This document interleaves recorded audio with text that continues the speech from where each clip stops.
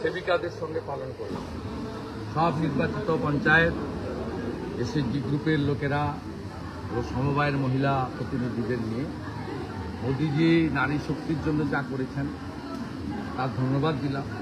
পশ্চিমবাংলায় নারী সুরক্ষা তলানিতে, নারী সুরক্ষার প্রয়োজন এটা প্রার্থনা করলাম।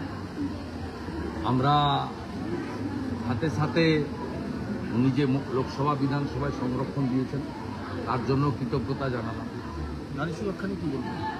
নারী সুরক্ষা পশ্চিমবঙ্গে নেই। ইন্টারনাল সিকিউরিটি পুলিশ রাজ্য সরকারের না। যে কাজ যোগীজি, হেমন্ত বিশ্ব শর্মা, চন্দ্রবাবু নাইডুরা করছেন, দিল্লি পুলিশ করছে, সে কাজ এখানকার পুলিশ করে না। আপনি নিজে দেখলেন মালদার চাঁচলে রবীন্দ্রনাথ ঠাকুরের ছবি পড়ালো, তাকে ধরা গেল না যতক্ষণ না তৃণমূল সাসপেন্ড করছে। ধর্ষকদের নেত্রীকে মমতা ব্যানার্জি ছাড়া আবার কি? যে সোমনাথ অভয়ার দেহ তাড়াতাড়ি পুড়িয়ে দিল প্রমাণ লোপাট করার জন্য, তাকে পানিহাটির চেয়ারম্যান করে পুরস্কার দিল।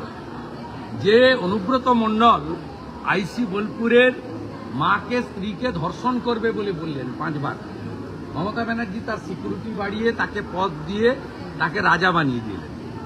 তাহলে তো এটার থেকে তো প্রমাণিত হয়। এই যে পাঁশকুড়ার সাম্প্রতিক ঘটনা, জাহির আব্বাসকে তৃণমূলের বড় নেতা, তৃণমূলের বড় ওখানকার হারমাদ নেতা, তার মহিলাদের শ্লীলতাহানি এবং ধর্ষণ করার জন্য স্বাস্থ্যকর্মীদের আলাদা রুম ছিল। ভাবতে পারেন কোন রাজ্যে আমরা বসবাস করি? পরীক্ষা কেন্দ্রে নোয়া পলা শাখা খুলে ঢুকতে হবে, এ কোন রাজ্যে কোনোদিন হয়েছে? একজন মহিলা তো চাকরিকে উপেক্ষা করেছে, কারণ এর দ্বারা তো চাকরি হবে না, বলেছে এগুলো খুলবো না, আমি সদ্য বিয়ে করেছি। এগুলো আমার সনাতন সংস্কৃতি, ভারতীয় সংস্কৃতি, হিন্দু সংস্কৃতির প্রমাণ।